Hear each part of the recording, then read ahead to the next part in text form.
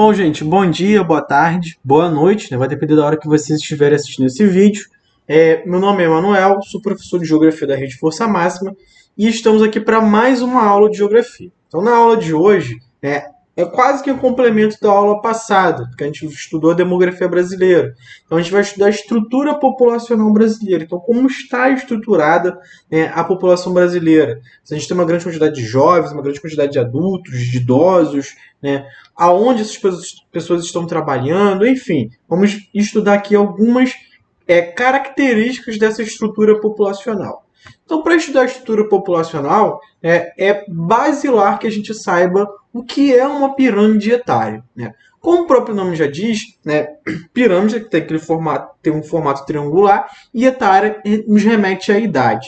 Então, quando a gente fala sobre pirâmide etária, a gente está falando ali de uma pirâmide que vai nos mostrar a quantidade de pessoas dentro de uma população de determinada faixa etária. Então, a gente olha aqui essa pirâmide etária que eu coloquei aí, né, uma pirâmide etária genérica, vocês vão perceber que existem várias faixas de idade, né, de 0 a 18 anos, de 19 a 23, 24 a 28, e por aí vai, né, mostrando para a gente o quanto tem de população em cada faixa etária dessa. Essa pirâmide etária que eu coloquei aí é uma pirâmide etária genérica, uma pirâmide etária qualquer, só para a gente entender o funcionamento dela. Tá?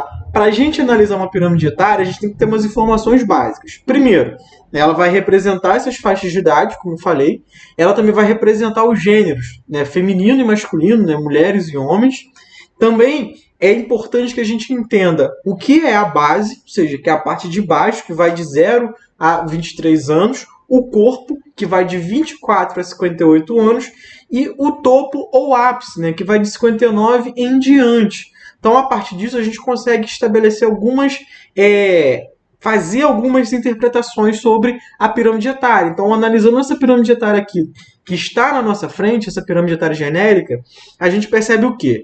Que a base dessa pirâmide ela é muito larga, ou seja, tem uma população jovem muito grande. O corpo dela já vai, né, já perde essa grande quantidade de população, então ela fica mais fina, porque tem poucas pessoas ali. Então o corpo dela é um corpo não muito estreito, mas também não muito largo, tá ali entre um e outro. Já o topo ou ápice ele é mais estreito do que o resto, né, da pirâmide etária. O que ela está dizendo para a gente? Que poucas pessoas chegam a idades mais avançadas. Tá? Então a pirâmide etária que é uma pirâmide que a gente vai chamar de uma pirâmide de países subdesenvolvidos, uma pirâmide jovem, né, onde o número de jovens é maior que o número de adultos e idosos. Então eu trouxe aqui essas três pirâmides etárias que representam a população brasileira. Então a gente percebe, né, em 2013, essa pirâmide etária do Brasil ela é bastante estreita no topo, né? A base dela está um pouco mais fina, né? O corpo, né, já está mais largo, ou seja, o Brasil nos últimos anos passou por um processo de redução da taxa de natalidade, então aumentou a população jovem, né, reduziu a taxa de natalidade, mas aumentou a população jovem adulta, né, resultado da taxa de natalidade alta, né, dos anos passados, mas o topo ele ainda está muito estreito, ele ainda está muito fino, né, ou seja, a expectativa de vida no Brasil ainda não é tão alta assim. Qual é a projeção do Brasil para o futuro? É que essa pirâmide etária ela ganhe, né, mais corpo e mais ápice e diminua cada vez mais a sua base, ou seja, que essa pirâmide etária ela inverta, ela fique ao contrário, né? Você tem uma população adulta maior do que a população jovem e uma população idosa também muito grande, né? Maior do que a população idosa dos anos anteriores. Então a gente percebe algumas mudanças aí da população. Então o que a gente viu na aula passada, né? A gente viu lá a transição demográfica, né? O que a pirâmide etária está mostrando para a gente é que o Brasil está passando por essa transição demográfica, né? E ele vai realizar ali o fim daquela transição demográfica que a gente viu na aula passada ali, né, em torno de 2040, 2060, mas também a gente tem que ter cuidado. Por quê? Porque projeções estão sujeitas a mudanças. Então, por exemplo, agora com o Covid-19, né, uma alta taxa de mortalidade, isso vai ter um impacto nessas projeções do futuro. Tá? Então a gente tem que olhar com cuidado essas projeções, já que elas não são exatas, né? Elas podem variar de acordo com algumas modificações que podem ocorrer na sociedade, em alguns fenômenos. Bom, quais são os impactos dessa transformação na estrutura demográfica brasileira? Primeiro, se você tem um aumento da população idosa, vai aumentar os gastos previdenciários. Como assim gastos previdenciários? Eu lembro que eu cheguei a falar sobre isso na aula passada. A Previdência Social, que é o que vai pagar a aposentadoria das pessoas que já alcançaram a idade para se aposentarem, a Previdência ela é paga por aquelas pessoas que estão trabalhando hoje, pela chamada população economicamente ativa, que são aquelas pessoas que estão ou podem estar incluídas no mercado de trabalho, estão procurando ou estão no mercado de trabalho, e que em algum momento elas vão trabalhar e vão ter ali parte do seu salário destinado ao pagamento da Previdência, chamado INSS. Muita gente confunde, acha que é o seguinte: não, eu vou pagar minha Previdência, vou fazer aqui meu pé de meia, e no final, ali, quando me aposentar, eu vou receber esse dinheiro que eu paguei. Mas não é assim. São as pessoas que estão trabalhando hoje que pagam a Previdência. Portanto, a gente está hoje pagando, no meu caso, eu estou pagando a Previdência de quem está aposentado hoje. Então, minha avó, por exemplo, está aposentada. Eu, de certa forma, indiretamente, pago a Previdência dela, pago a aposentadoria dela. Tá? Então, é importante que a Previdência ela tenha ali essa atenção, por conta dessa inversão que a pirâmide etária está sofrendo no Brasil. Você tem uma população idosa maior. Mas não só isso. Você tem questões de saúde dessa população mais idosa. Você tem que criar políticas públicas que vá atender as necessidades médicas dessa população. Você tem que aumentar o número de políticas públicas que vão promover o bem-estar dessa população. Então, o passe livre, para eles poderem circular pela cidade, circular até pelo país, o acesso a equipamentos culturais como teatro, museus, acesso gratuito, claro. E também é uma coisa que é muito comum, que ficou muito comum nos últimos anos, que é o caso da realização de exercícios em praças, instalação de aparelhos ergométricos nas praças, para que essa população ela se mantenha sadia, mesmo estando ali na terceira idade. A gente tem que lembrar que na terceira idade, a degradação biológica ela continua acontecendo, ela continua ocorrendo. Mas quanto melhor a gente for ali as políticas públicas voltadas para essa terceira idade, melhor também vai ser a condição de vida dessas pessoas. A gente não pode deixar essas pessoas ali sofrendo nessa terceira idade, nessa fase de vida ali mais idosa. A gente vai ter também, por conta da redução dessa população mais jovem, uma redução no investimento no ensino fundamental, na saúde infantil, devido a essa diminuição do número de jovens. É claro que o número de jovens brasileiros ainda é muito grande, então não justifica um desinvestimento agora, tá? Mas é uma coisa que você vai acomodando ao passar do tempo. Ao mesmo tempo, você vai ter ali um aumento no investimento no ensino superior, já que a população adulta ela vai ser muito grande. Então você precisa oferecer uma qualificação para essa população, principalmente uma qualificação de ponta, onde você vai ter ali uma mão de obra bastante qualificada, vai ter uma mão de obra muito qualificada e não pouco qualificada. Bom,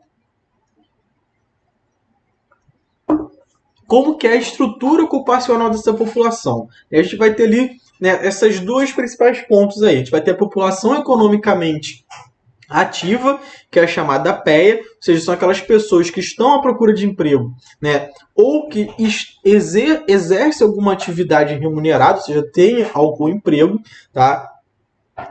E a gente vai ter a população economicamente inativa, que vai ser representada pelas pessoas que não exercem atividades remuneradas, que não estão trabalhando. Então, por exemplo, a mulher que é só apenas dona de casa, ela faz parte da população economicamente inativa. Tá? Uma pessoa que sofreu um acidente não pode mais trabalhar.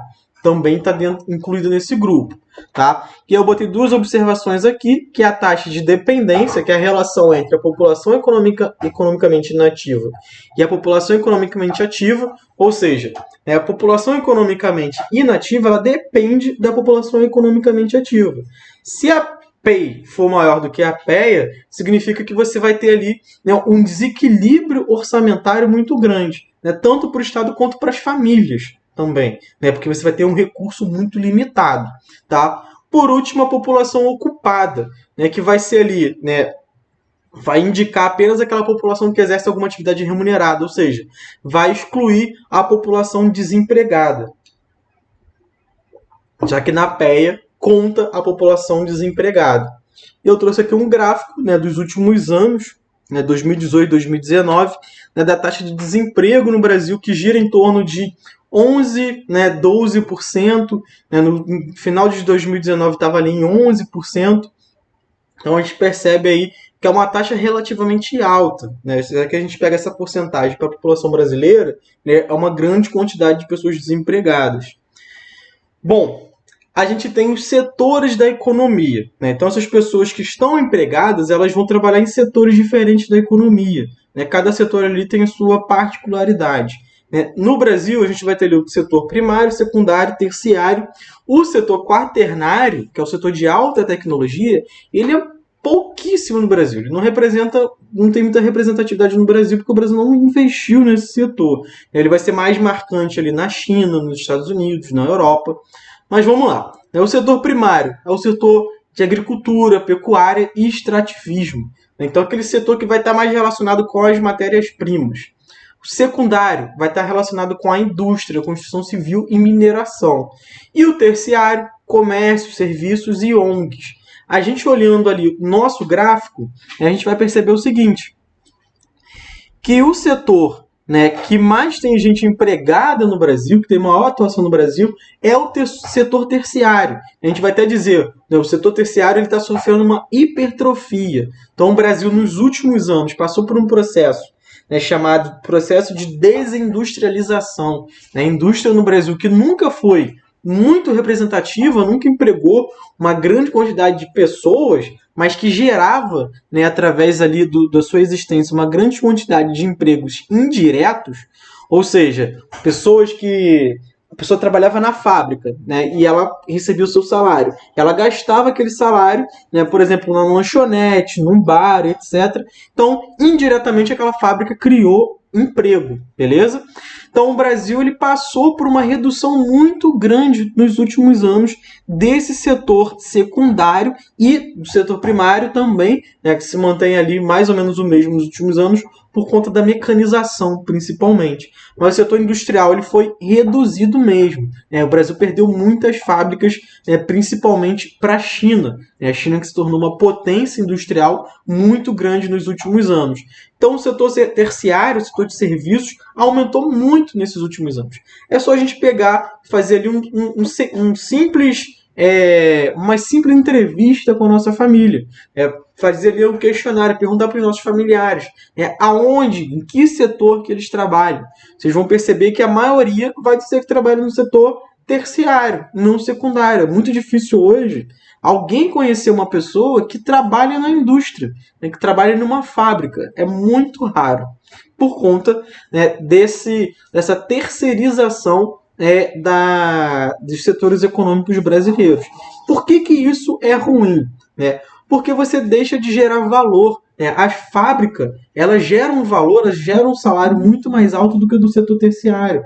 O setor terciário é um setor que tem uma precarização maior, porque você tem uma gama de tipos de trabalho. Então você tem desde as pessoas que trabalham, por exemplo, numa empresa muito grande, uma empresa multinacional, até as pessoas que trabalham vendendo lanche na rua. Ou seja, uma disparidade muito grande entre um e outro.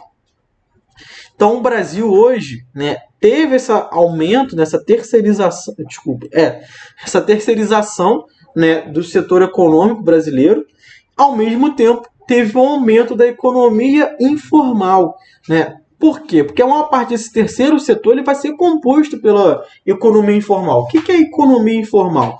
É aquela economia, aquele tipo de trabalho que você não tem um vínculo com o seu empregador. Você não tem uma carteira assinada, por exemplo, você não tem direito, né? Você não tem todos os seus direitos garantidos pelo empregador, como férias, 13º salário, né? Um limite ali de tempo de trabalho, né? Sei lá, 8 horas diárias, 44 horas semanais.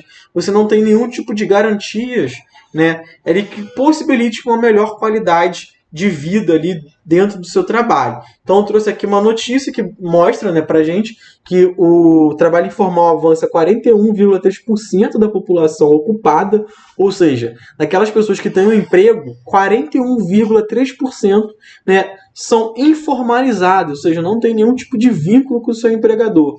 E eu trouxe também uma tabela para a gente olhar aqui, na tabela não, na verdade é um gráfico pizza, para a gente olhar, né, a pessoa empregada no setor privado com carteira assinada, que é a cor vermelha aqui, né, vocês podem ver uma cor, né, não chega a ser um vermelho forte, né, mas um vermelho quase que rosa, né, mostrando ali as pessoas que estão empregadas no terceiro setor sem carteira assinada, desculpa, então uma grande quantidade de pessoas.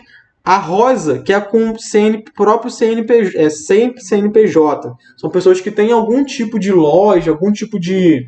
oferecem algum tipo de serviço, mas não tem seu CNPJ, não é regularizado, é como uma empresa. Então a gente percebe que esses dois grupos são os maiores ali no trabalho informalizado. Ou seja, as pessoas que não têm carteira assinada, trabalham em algum lugar e não têm carteira assinada, e pessoas que não têm CNPJ, mas mantêm algum tipo de empresa, de microempresa. E isso, né, vai acabar gerando o que a gente chama de uberização, que vem acontecendo nos últimos anos. Apesar desse nome, a uberização, ela, né, na verdade, remete a uma gama de empresas, uma gama de tipo de trabalhos realizado por meio de aplicativos de serviço. Então, Uber, iFood, tem outros também, que eu não me recordo agora o nome, mas, né, esses dois principais aí, o Uber, o iFood, né, que fazem o Rap, né, o Rap, enfim. Você tem essas empresas, e aí qual é o problema dessas empresas, né, do Uber Eats, do iFood, né, do Rap, etc. É que essas empresas, né, elas só oferecem um trabalho, elas só oferecem o aplicativo, né, que vai juntar, né, as pessoas que querem trabalhar, oferecer um serviço, com as pessoas que querem pagar por esse serviço. E aí qual é o grande problema aqui? É que essa empresa não tem não estabelece nenhum tipo de vínculo com o empregado. Então, por exemplo, o cara que trabalha no Uber, no motorista de Uber, né, se o carro dele quebra, é ele que tem que arcar com o custo dele. Mesmo que o Uber pegue 30% da viagem dele, ou seja, toda vez que ele faz uma viagem, o Uber pega 30% ali do valor daquela viagem, mas ao mesmo tempo não dá nenhum tipo de assistência a esse trabalhador. Se o carro quebrar, se ele ficar doente. Então são pessoas que não têm carteira assinada, né, estão informalizadas, e se ficarem doentes, se tiverem qualquer tipo de problemas, elas não conseguem receber a assistência desses aplicativos. Né? São aplicativos que tiveram o seu valor multiplicado, né, nos últimos anos e ao mesmo tempo não criam nenhum tipo de nenhum tipo de benefício aos seus empregados, né, aos seus funcionários. Eles até negam, na verdade, que eles tenham funcionários, eles não têm funcionário, tá?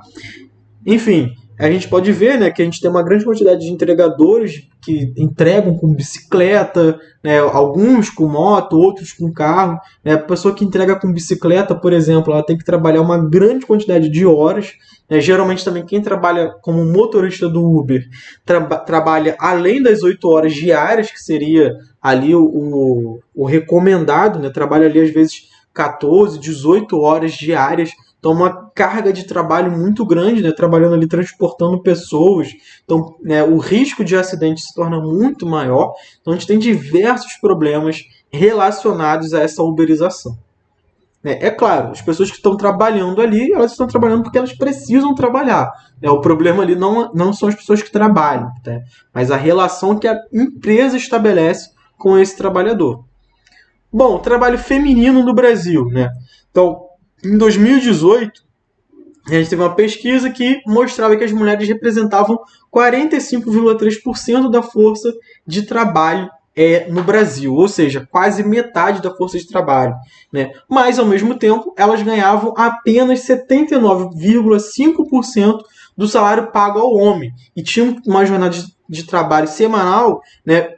Desculpa, pago ao homem e tinha uma jornada semanal de trabalho menor em 4 ou 8 horas, sem considerar o tempo dedicado aos afazeres domésticos e cuidar de pessoas. Então vamos lá. Primeiro, né, o trabalho feminino no Brasil, ele sempre existiu, né, desde que o Brasil ele existe. Né, ele vai ser ali, primeiro, né, um trabalho escravizado. A gente vai ter as mulheres negras, elas, na sua condição de escravos, né, de escravizadas, elas vão trabalhar forçadamente. Então, elas já estavam inseridas no mercado de trabalho. E a gente vai ter um momento no século XXVIII, onde as mulheres da classe média elas também vão se inserir no mercado de trabalho, até por conta de uma precarização da condição de vida da classe média, né? Ou seja, o salário ele não vai ter mais o valor que tinha e as mulheres vão precisar trabalhar para compensar essa perda de valor. Mas, ao mesmo tempo, essas mulheres elas vão receber sempre um salário menor do que o homem, né? Quase sempre, na verdade. Né? E mesmo cumprindo funções iguais. Né? Além disso, né, a gente pode falar de uma jornada dupla ou tripla das mulheres. Por quê? Porque na maioria das famílias são as mulheres que vão realizar os trabalhos domésticos. Né? Fazer comida, lavar a louça, arrumar a casa, né? Fazer a faxina da casa, né?